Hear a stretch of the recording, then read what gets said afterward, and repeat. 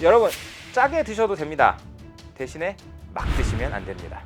산부인과 검진을 갔더니 양수가 많이 탁하기 때문에 철분제를 많이 드셔야 됩니다 했는데 저희는 소금을 먹었어요.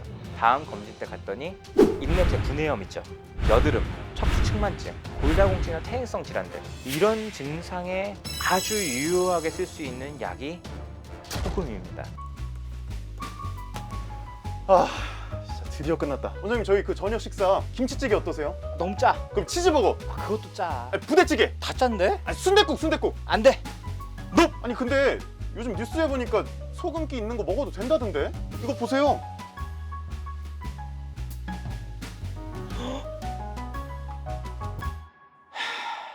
젠장. 왜 그렇게나 헛된 시간을.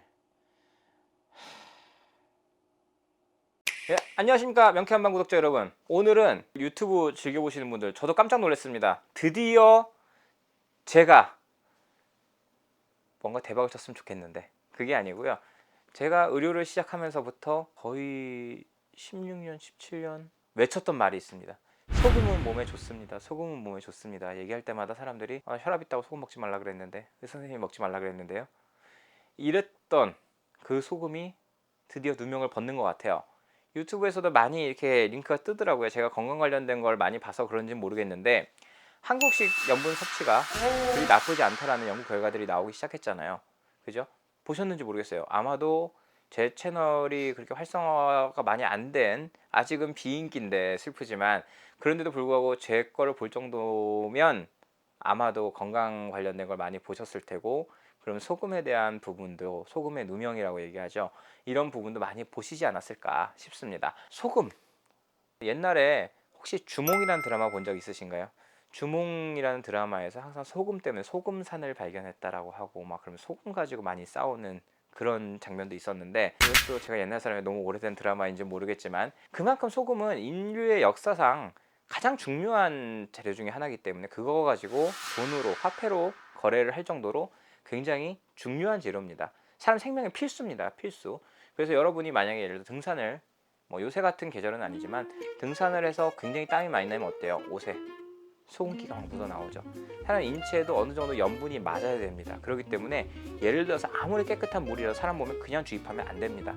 생리식염수라고 하는 거 있죠. 사람 몸에 있는 그 염도랑 맞춰가지고 넣어야지 되는 거예요. 그래서 생리식염수, 닌겔 같은 거 맞을 때 쓰잖아요.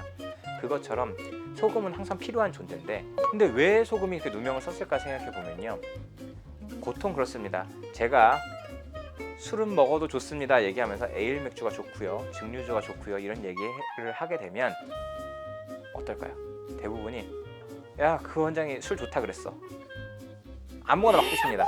그것처럼 소금이 좋습니다, 괜찮습니다 라고 얘기하는 순간 환자분들이 정제염부터 시작해서 모든 소금을 가리지 않고 드세요. 그래서 음식이 좀 짜도 아무 괜찮지 하고 먹는데, 문제는 뭐냐면 이 정제염이라고 하는 애들이 가장 큰 문제예요. 그것 때문에 지금까지 소금을 먹지 말라, 먹으면 안 된다라고 얘기를 한 거예요. 그래서 사실은 한국식 영양 섭취가, 소금 섭취가 괜찮다라고 나온 기사도 사실 조금 위험해요. 그래서 반드시 이거는 찍어야겠다 해서 컨텐츠를 만들고 있는 건데, 소금이라는 거는 미네랄 덩어리입니다.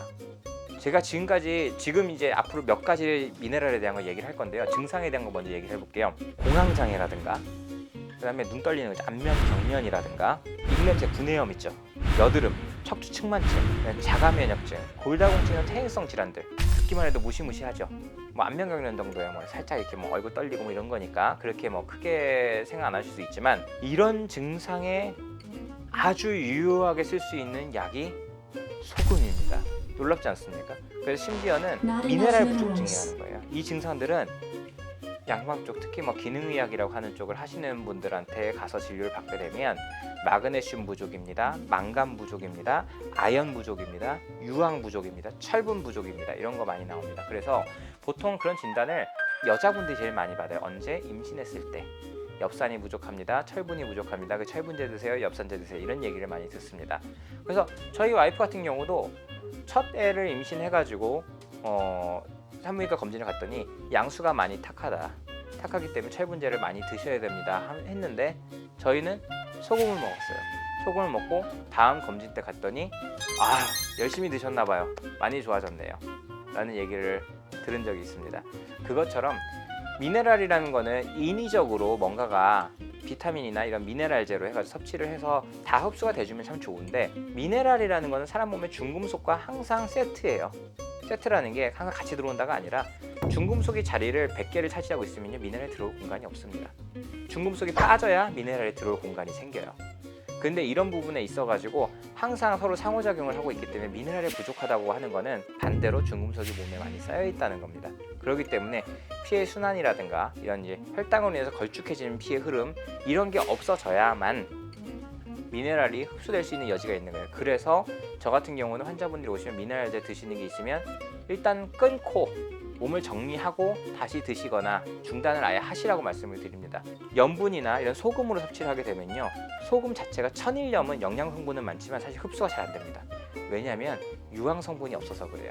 그래서 그럼 유황 성분이 있는 소금은 뭔가요? 하면 우리나라의 자랑 있지 않습니까? 죽염. 죽염이라고 하는 게 소금을 어때요? 대나무에 넣어가지고 용융이라고 해서 완전히 이제 막 물 액체 형태까지 만든 다음에 다시 굳히는 과정에서 유황이 만들어지게 되고요. 그럼 이게 자연적으로 만들어진 게 있죠. 히말라야 핑크솔트라고 들었잖아요. 그죠? 그거 자체가 히말라야 산맥이죠. 이제 화산 활동이나 이런 지각의 변동에 의해서 굉장한 고열과 고압에 의해서 소금 자체가 형성이, 그러니까 그 바다였던 곳이 육지가 되면서 그 부분에서 굳어가지고 만들어진 부분들, 그런 것들은 자연적으로 유황이 생성되어 있기 때문에 굉장히 미네랄이 많고 좋습니다.